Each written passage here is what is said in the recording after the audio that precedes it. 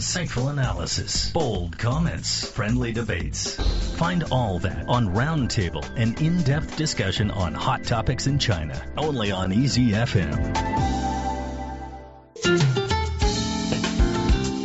Hello, everybody. Welcome to Roundtable. Coming to you live from Beijing. I'm your host, He Yang, joined by the sweet and sharp and Yo Honglin. Hello, everyone. Hi. Hello. Hi. So sweet of you. And I think I hear a third voice. Yeah. Yes. Hello. That's the Mr. Hello. That's not Adele's hello, though. No, not Off tune, but that doesn't stop us from liking him because he's the ray of Californian sunshine, Yeah. as that's what I call him. Occasionally, Mr. Ryan Price. Hello. It's me, Ryan. Hello, everybody. I tried the intro to Adele's song. Anyways, really excited to be here, especially today. Especially Yes. today. Especially today. Okay, that must Got be some good for topics. good reason. Yeah. Yes, Yes. and we'll dive right into it soon. So good as always to have you, our dear listeners, with us. We have some fascinating topics for discussion today and every day, in particular today, maybe, according to Ryan Price. On today's program, a video of a 69-year-old passenger being brutally dragged off an overbooked United Airlines plane by security guards has triggered outrage online. Who's at fault? Why does the airline sell overbooked tickets? Is it a consumer rights issue or a top security issue? There are way too many questions, and we need some answers. And internet language has migrated or invaded into the offline sphere in so many ways. Are you okay with using grammatically incorrect online language offline? Who's influencing the spread of online language? We would love to hear from you and have you join our live discussion. Come and find us on WeChat. Just search for Easy FM Roundtable. You can send us a message so you can talk to us live, and we love responding to you. And also, you can listen to our live show via WeChat. Just go to our homepage, the bottom right corner. There's one button called 直播互动. Click on it, and then you can listen to the live show. And you can also leave us your thoughts and see in a Weibo. Just key in 轻松调频 Roundtable. If you're a podcast listener, we're Roundtable 圆着会 there. But first, after waiting through the boarding line, you've got your carry-on stowed and your butt firmly planted in seat 27D. At this point, you're basically guaranteed to be on the flight, right? Well, not so fast. By now, we've all seen the video of a passenger being forcefully removed from a United Airlines overbooked flight from Chicago to Louisville, Kentucky.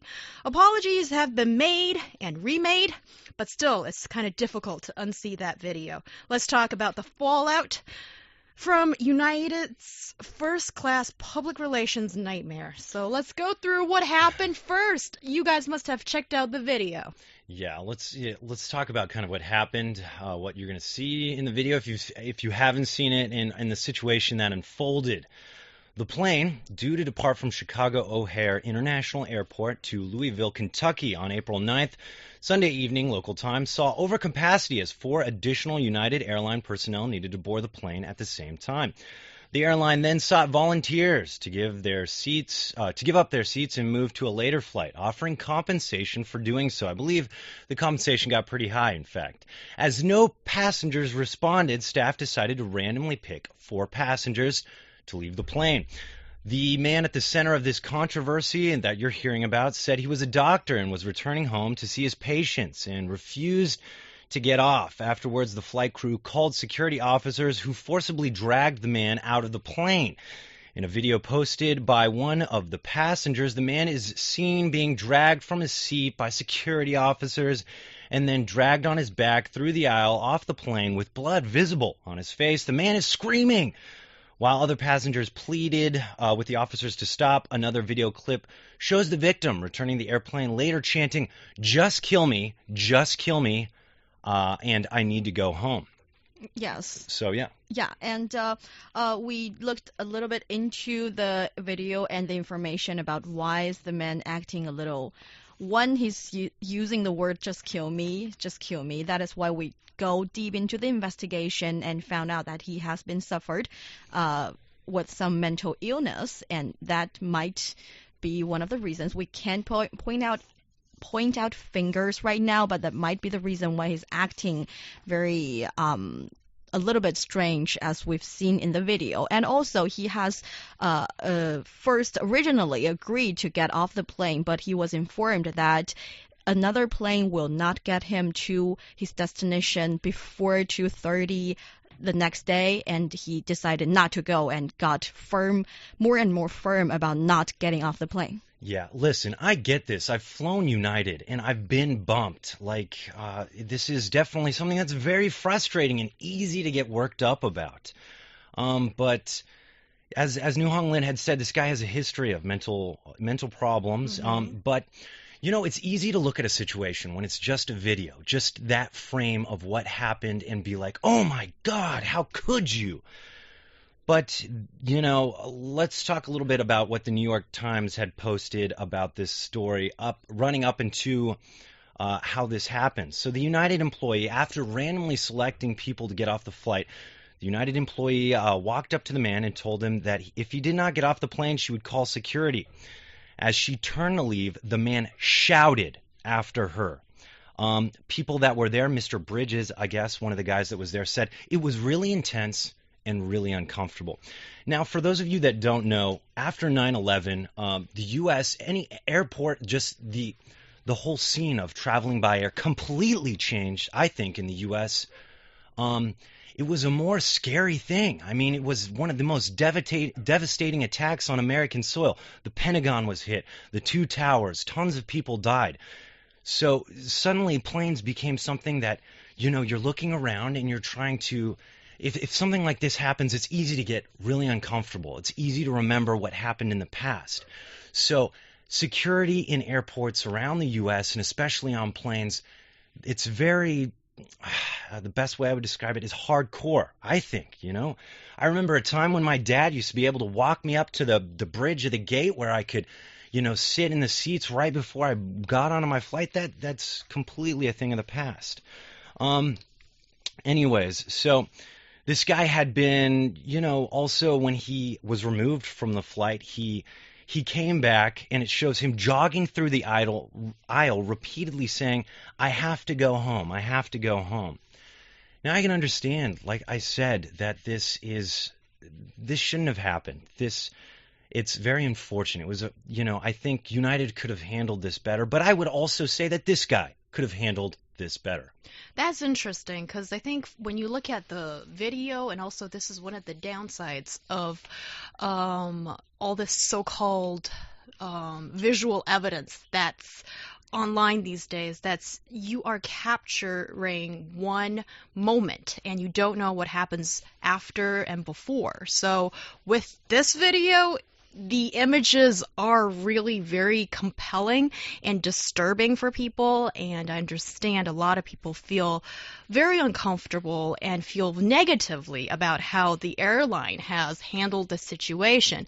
And with this airline, I think it's interesting why it has resolved to sort of violence in removing a passenger. And what Ryan said earlier on, I think it's kind of important to point out that there is a cultural difference, and also there is that atmosphere that is different, that I think we can sort of understand that this is a security concern.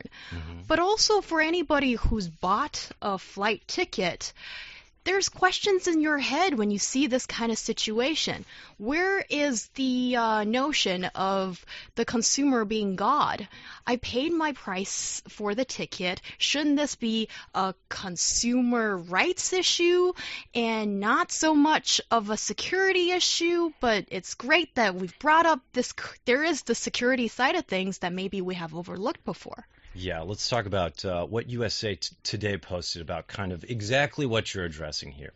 So as for passengers, they have surprisingly few rights when flights are overbooked.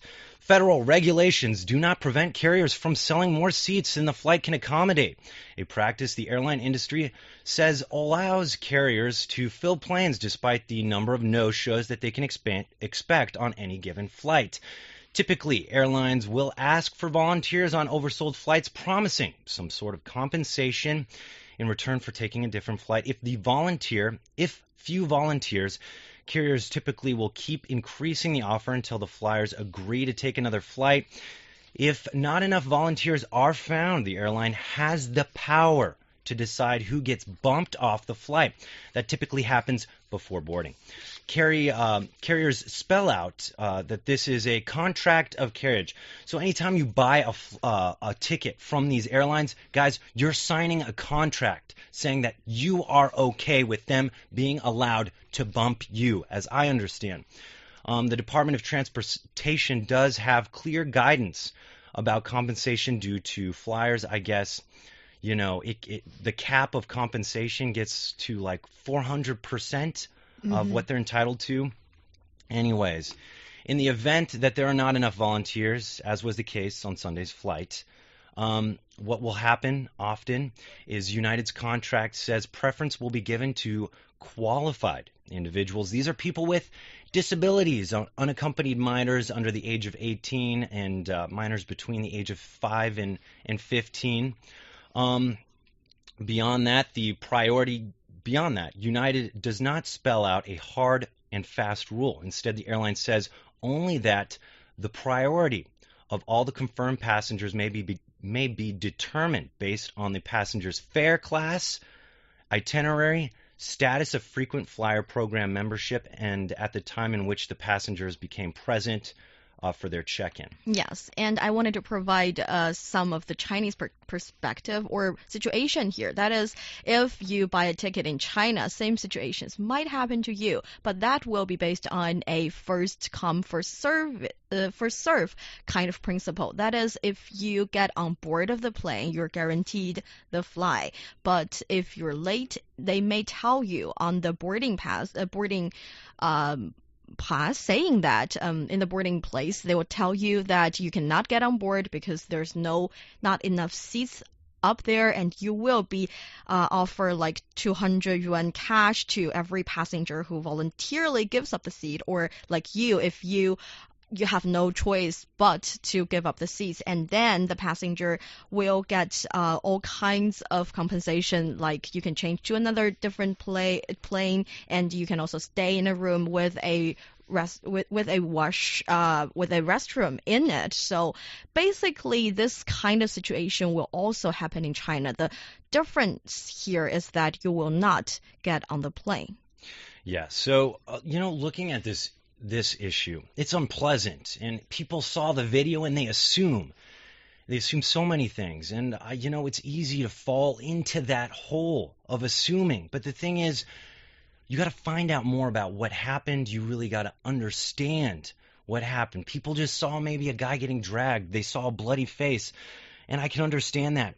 But at the same time, he wasn't the only person that was bumped off the flight. There were 3 others who had left before him, as I understand.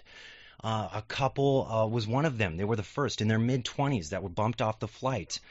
So this, I guess, protocol says that these people were randomly selected, okay? We don't know any better whether or not it was random selection or what happened. It was most likely probably random selection, and this was just his case. But regardless, people saw this kind of struggle. But at the same time, I would say, I think what ensued wasn't necessarily the security officers, but maybe him also fighting back, and this kind of tussle that ensued.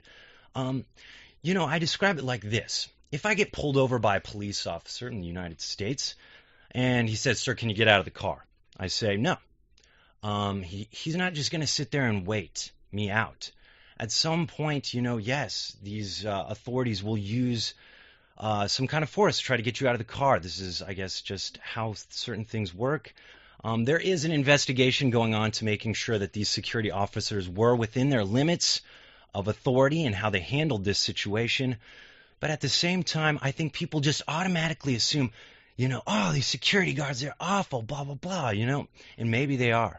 But at the same time, too, What do you do if someone refuses authority? They say, "I'm not getting off this plane for whatever reason." Maybe it's something else.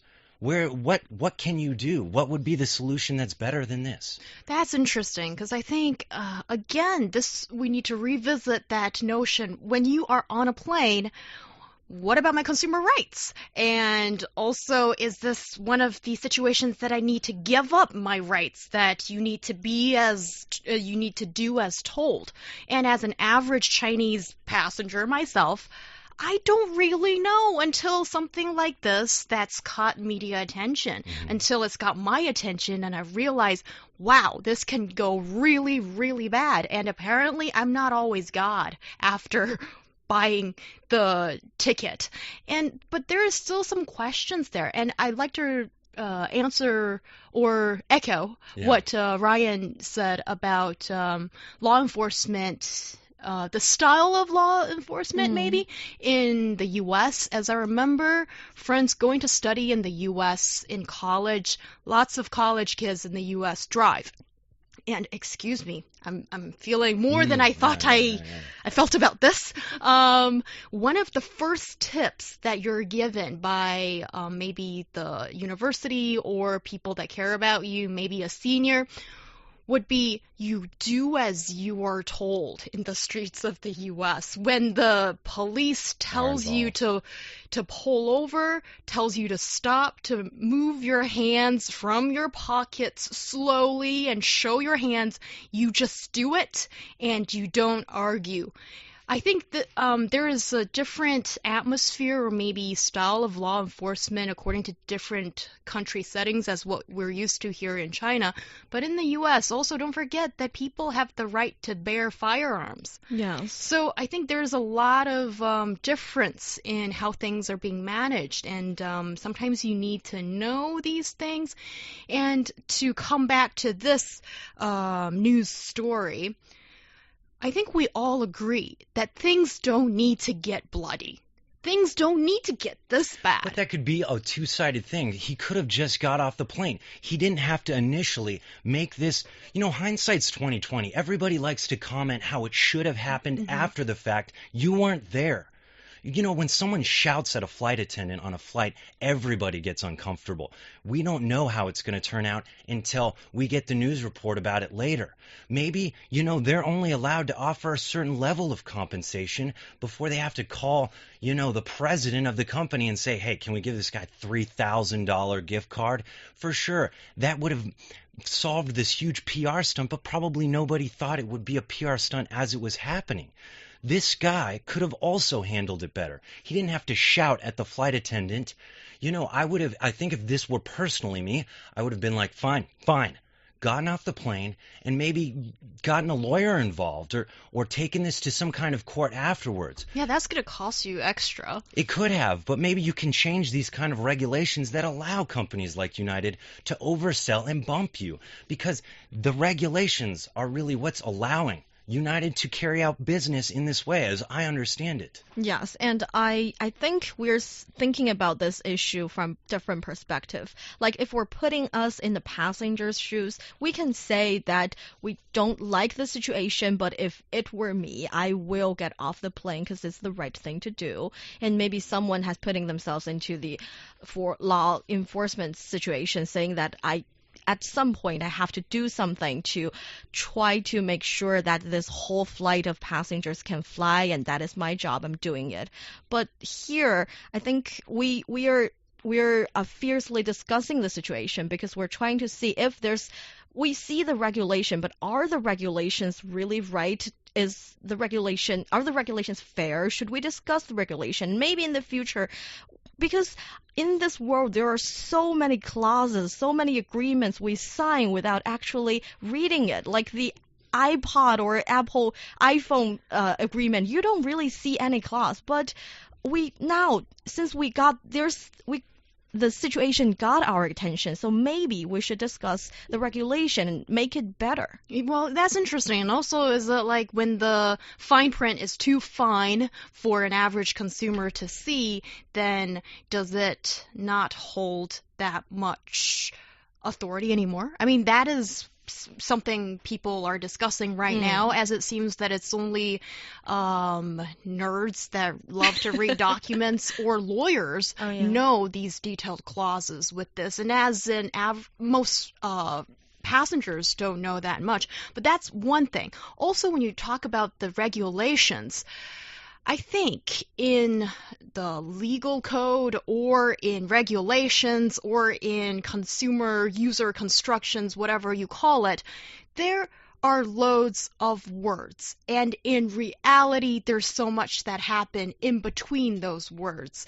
When it comes to dealing with your customers, I mean, yes, you can be operating within the finite area within the instruction, but there are ways to do it friendly to the consumer, which is good for your image. How to implement the regulation is up to the company or whatever individual case that we are discussing. So, as unfortunate as this has happened, I can understand maybe both parties have done something that's not ideal. But I'd also like to see, with a huge company like United Airlines, couldn't they have done better with dealing with their customers? I mean, absolutely, but I mean, this is something that's, like I said, hindsight's 20/20. Of course, nobody probably knew that this was going to turn into the stunt it did, and we all have constructive criticism for our own things. We all have regrets in life that I think we wish we could go back and change. That's life. I think, yes, if you want to change this now, change the regulations that allow these airlines to be this way, to allow them to bump people, to make sure that when your bum is in that seat, that's your seat, and this kind of thing. But, you know, there's a time and a place to voice your arguments, okay? Especially when something like this happens. And because of the culture, I think, of the United States post 9/11, in airports, you just do your thing and you listen to what and these weren't just security officers, as I understand. There was the police officers that were involved. So when this kind of situation escalates this far, and it's on a plane that in a country that has a history where planes have devastated so many monumental parts of the country, you should understand. Maybe you should get off the plane. You should voice your concern through other ways. You don't have to yell at the person, the flight attendant doing her job. I think that's also an interesting cultural difference, as I think yelling at the flight attendant or whoever is the service person. I mean, admittedly, everybody involved in this story are not Chinese, and I think it's got a lot of Chinese people's attention in our country as well. I think it's very easy to relate to this situation, and when in our country, when you want to voice dissatisfaction with a service, often it is the person who's got the higher voice gets his or her way. But I think in other places, such as a flight and in any flight, I think we should remember that in that circumstance, it's best not to act in that way. Yeah, I think things are not always black and white. People want to find an enemy or someone to point at right away and say, yeah! But I would challenge you to try to always look at both sides. Yes, that's very important. That's also one of the primary reasons why Roundtable exists. And in hindsight, like what, Ryan, you've said, I think it's easier and we're more comfortable to talk about how can we make things better if next time something like this happens. And I think we still need to realize that the airline did a terrible job in management. And this definitely in PR and what happened afterwards, I totally agree. And well, we agree on one thing, that is good. I'll take what I can get. And also for this flight, apparently they were bumping these passengers off so their own crew could get on the flight, 4 people. So it's not necessarily an overbooking situation. It could also be very bad management of personnel, and it doesn't really put your passengers in a very positive seat. Yeah, we welcome you to comment on this story, and hopefully our comments have maybe enlightened you a little bit or spurred a little bit of thought. You're listening to Roundtable with myself, He Yang, Ryan Price, and Yo Hong Lin. Coming up next, we're going to talk about how the filthy internet language has polluted our minds, contaminated our Chinese language. Informed opinion and heated debate. Find out what's got China talking on our roundtable discussion, only on Easy FM.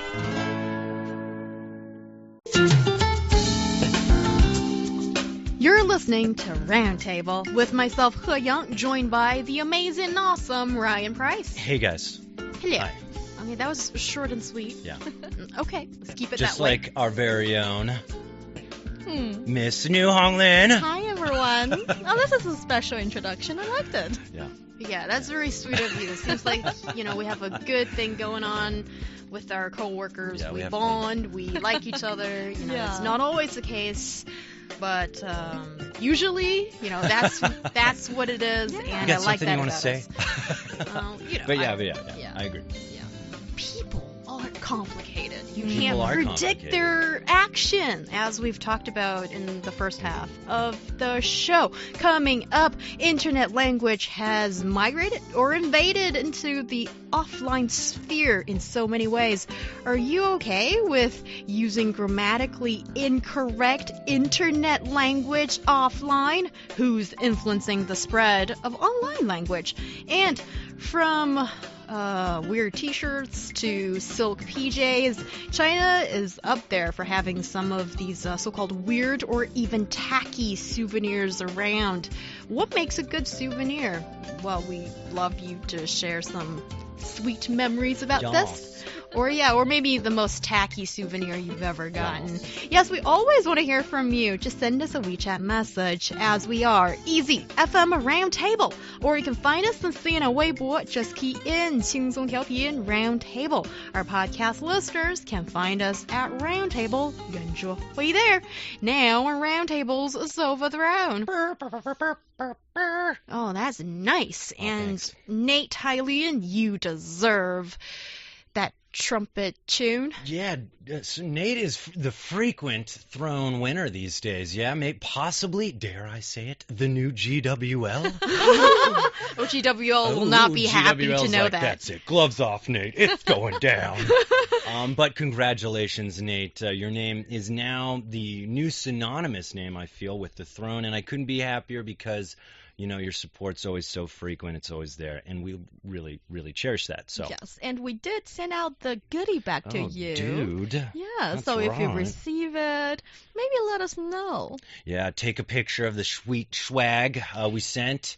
Send it to us so we can post it or something like that, guys, because, you want to rub it in people's faces. That's what yeah, I do. You want to do that. Yeah. Yeah, yes. Well, it's a competition. It's a competition. Yes. Yes. And we've got our lovely listeners writing to us with all kinds of comments Yes. regarding the first topic about the guy that was forcefully removed from a United airline flight.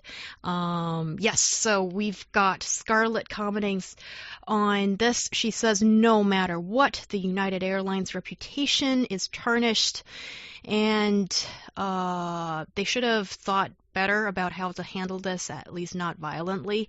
Violent is the last thing to do, and I think since the passenger has already paid for the ticket, he has the rights to refuse. Well, Scarlett, I mean, when it comes to airline regulation, as we have stipulated earlier on, overbooking is allowed. And if you are one of those people that's overbooked and been singled out, and then the U.S. federal law says that you can be bumped off the flight. So as much as we like things to be this way, but the regulation and the standard practice of the aviation industry is different. Yeah, I would also remind, I think, Scarlett, perspective is you're saying like you're looking at CEOs now for the answer to this incident, but this happened at a grassroots level of people who don't make the decisions of where the company goes. It's hindsight.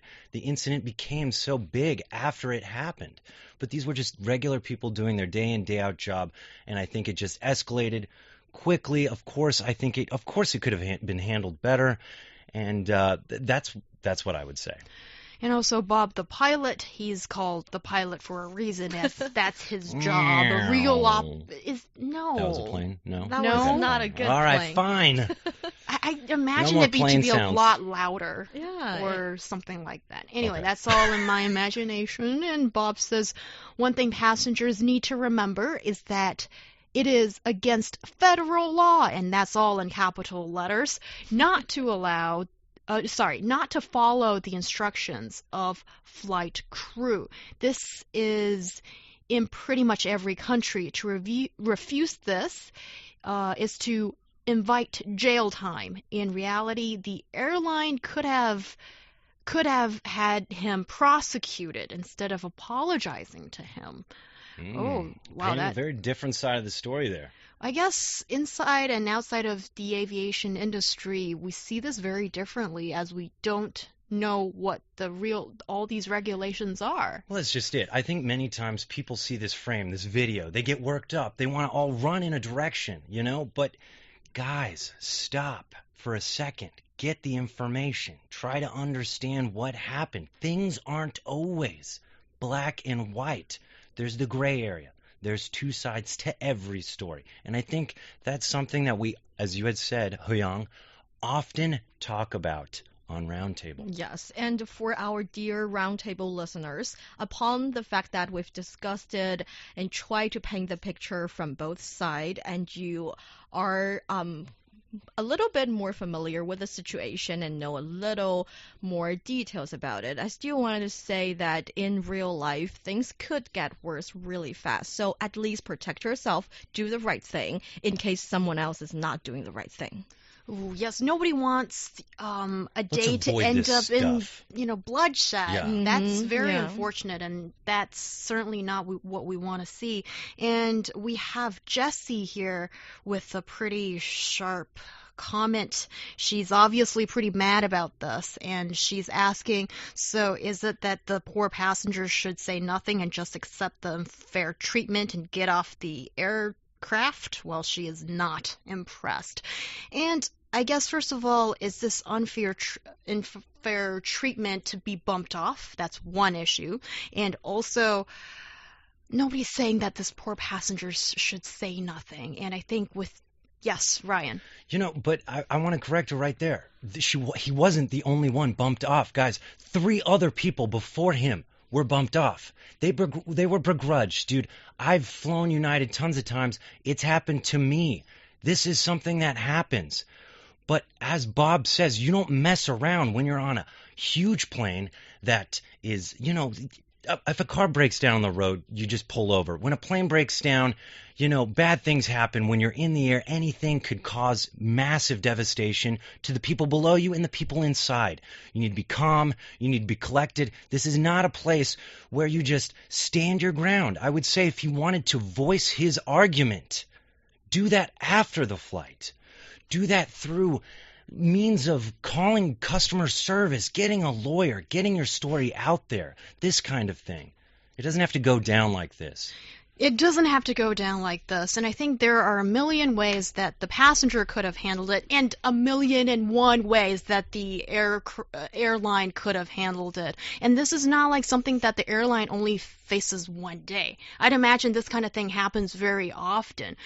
And again, I like to reiterate that, following the law and regulations, that's the basic thing that every citizen should do. But how do you interpret the instructions and keep your customers happy is something that businesses need to keep in mind.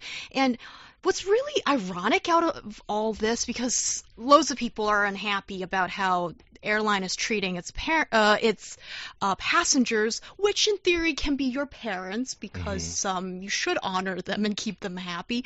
But the stock price of United has only dipped by 1% this morning as I checked. So it seems like the market is actually responding, well, not so negatively about this. Maybe because now everybody knows that this airline is overbooked, but I don't know what happens tomorrow. Well, check it out. People care about the environment, yet they have refrigerators and they drive their cars, you know? So at the end of the day, people need to take a flight. I get that they're very upset with United. Some people are boycotting it. I understand. Do your thing. One thing I will agree with is I think United's post-PR after the fact could have been handled so much better. Really awful. Really didn't understand the issues. Didn't understand the sentiment of people that were following it and saw it. It was lazy, awful, and just completely didn't connect to the hearts of those who felt abused by United, and I can totally see that their post-PR was awful.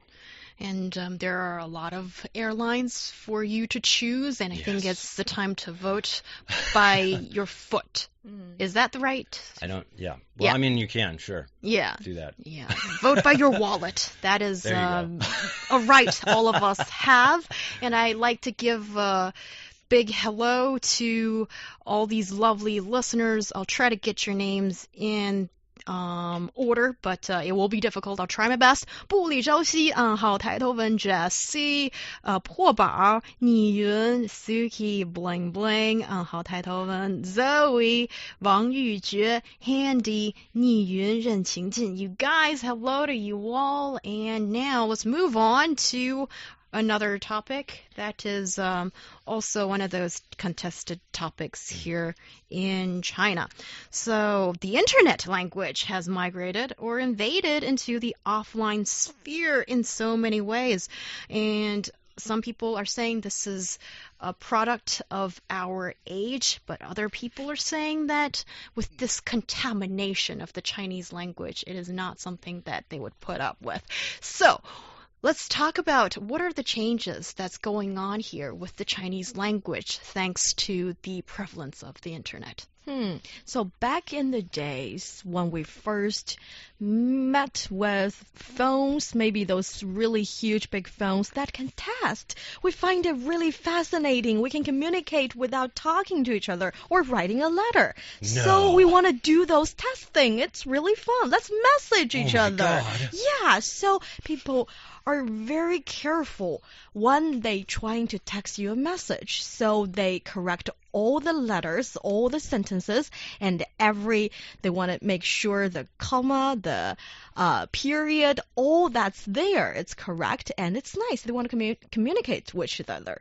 But with the time goes by, you see that we now see it as a very, very common thing to do. And with our phone and our big, big thumbs, that is really hard to operate. So sometimes we make mistakes. And the Chinese language, we have the four-tone thing, which makes it a very difficult language for foreigners to learn, but as well make it kind of difficult for us to choose the right, correct character or word in that sentence. So more and more people decided, it's okay.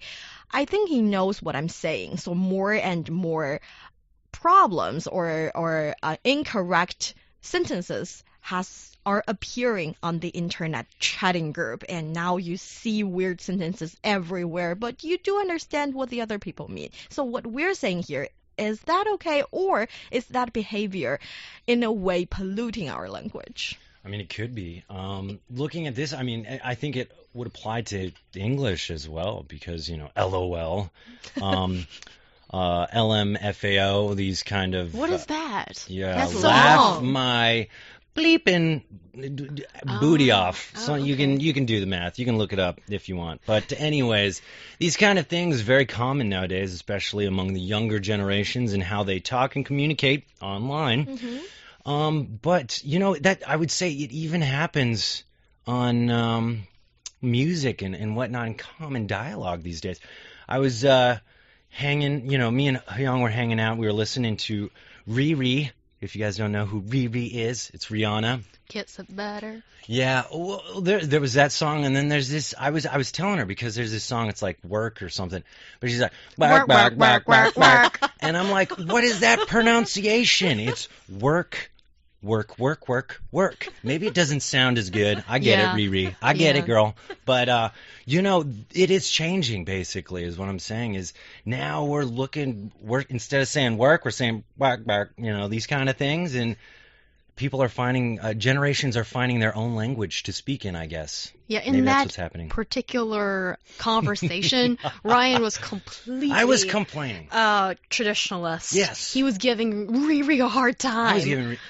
Yes, and because I wasn't. I like the beat, I like the rhythm, I like the music, and I like Riri. So the way she says it, I think that's cool. And I was quick to sort of join the trend in a way. And I think that's interesting with maybe Ryan, it's your mother language. So Yeah. you feel strongly about maybe protecting it, keeping it above a certain standard. And for me, I'm learning it as a second language, and I'm trying to find the latest trend. I want to sound hip on Round Table. I try not to try too hard, and that's something that I would accept easily. So I think the attitude towards language is kind of different. Depends on whether it's the first or second language or not.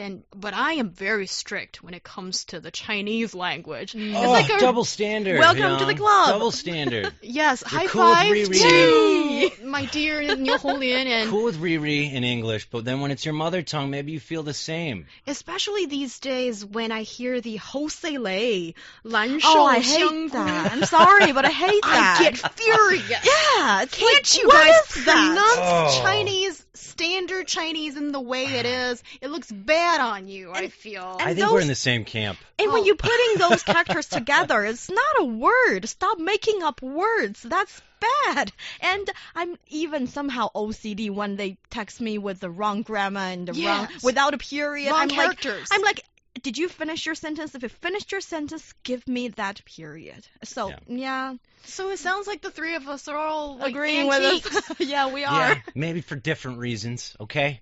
What? Yeah. Yeah, I mean, I just think maybe it's a little bit of a laziness when it comes to English to not pronounce and use grammar correctly. Guys, you should always strive to do that. Yes, but in a way, I do understand why this trend is going on in both the English language world and Chinese language world. Because when the culture, well, I always feel like the culture can be alive in a way, so it's developing, it's growing up. It's growing up in sometimes in a good way, but sometimes can be in a bad way. And when more and more people are educated, I feel like in order to make everyone have a certain level of knowledge or of be civilized in a way, you need to make things easier. That kind of like what happened when we changed Chinese characters from the difficult version to the version we're using now, which is much more simple.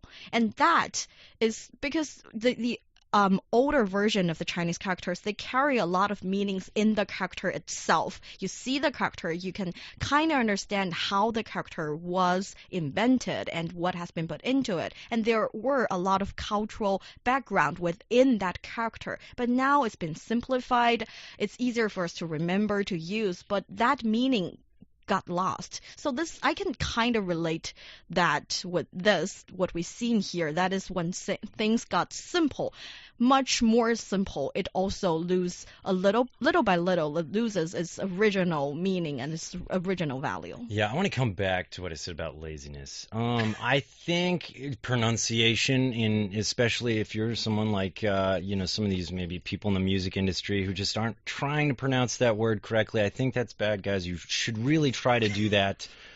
But actually, I changed my mind about things like LOL, maybe internet talk, because that's out of convenience. Saying laugh out loud, the time it takes for someone like me and all the autocorrects that bump because my thumbs are really huge. Huge thumbs? Huge thumbs, yeah. LOL is so much easier for guys like me. So actually, Or voice message, I'm apparently. putting my toe. Yeah, I'm putting my toe in the the internet lingo camp of abbreviations. So are you just dabbing over the... Dabbing a little bit. Yeah. Okay, let's try if we can pull them back. Okay. So basically here what we see is that I think maybe this is another wave of maybe that's the new cultural movement that Niu Honglin has mentioned earlier on. And I think it happened in the early 1920s or something like that.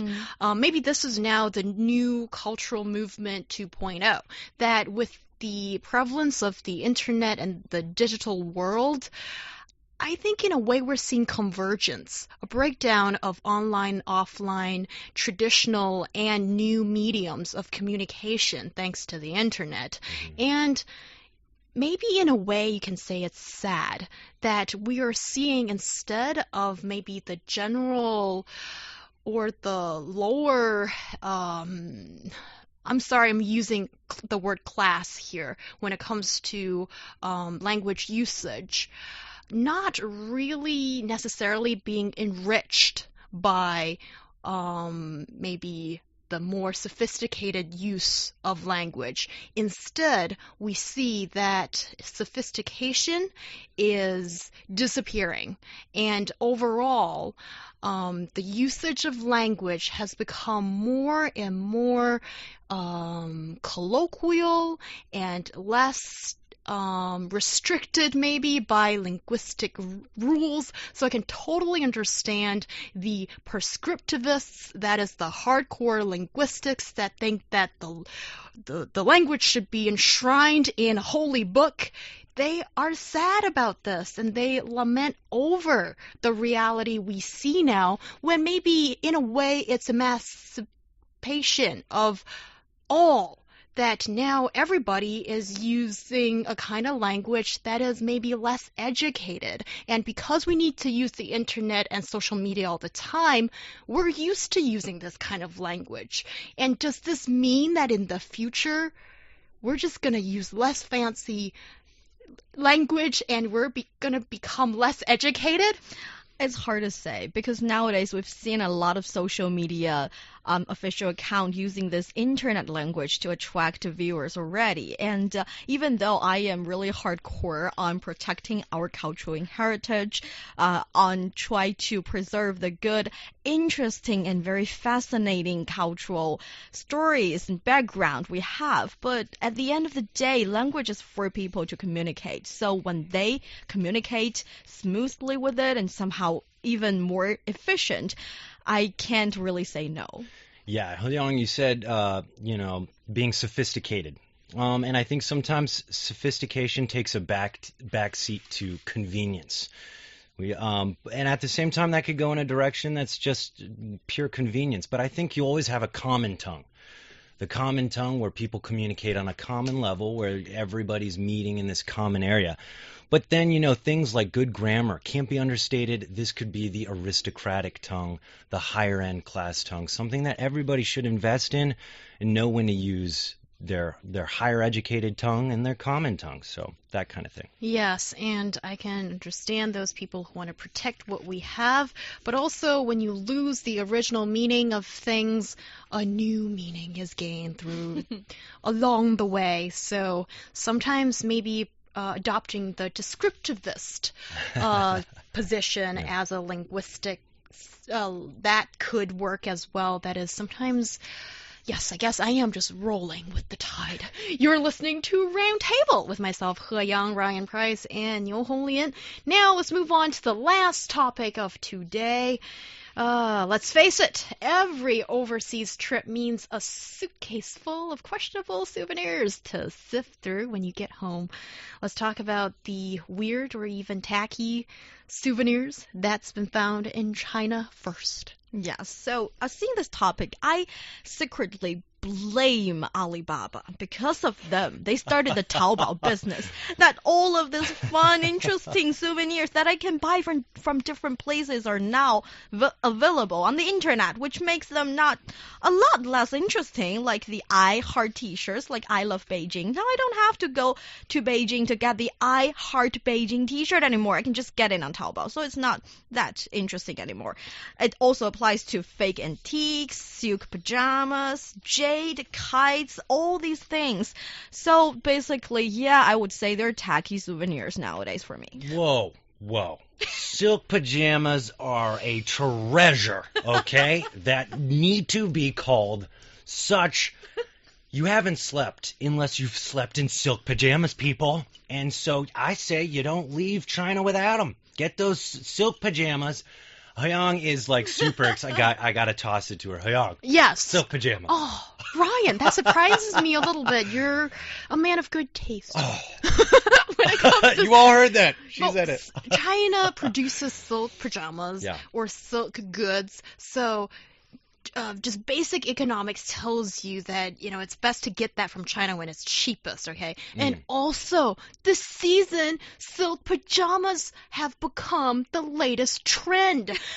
Oscar de la Renta is doing it, Gucci's doing it, and I can name a lot of other brands, but I don't want to name drop. So basically, with silk pajamas now, especially those two pieces, you can wear it inside the bedroom and outside. It is versatile. You can wear the top with jeans, skirts, everything. It's a good piece of investment. And with the I Heart t-shirts, didn't New Yorkers invent them?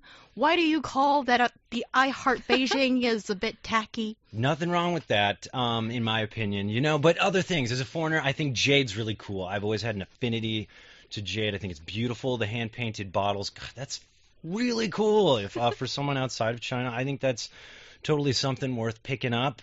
Calligraphy sets, okay? Calligraphy is beautiful, okay? So when us foreigners come, we like to buy stuff with calligraphy all over it. Make sure you know that it has the correct message maybe that you want on your calligraphy things. And then finally, tea. That's delicious, and it's really delicious here. So I appreciate all of that. All I'm saying here is you can get them online, cheaper, and maybe in a better quality, delivered to your house. Aw. Oh, that is so convenient. And I love all kinds of statues of just fake or on fake terracotta warriors, So historic pajamas on figures. terracotta warriors. I think these are perfect souvenirs. And you know what's the best souvenir ever? What is? You guys don't know. It is the memory. Yes. Oh. Yeah, like, why do you get these souvenirs? Is to remind you of the time spent in a place with someone. So why not cherish that memory? Merchandising, consumerism, that's secondary for me.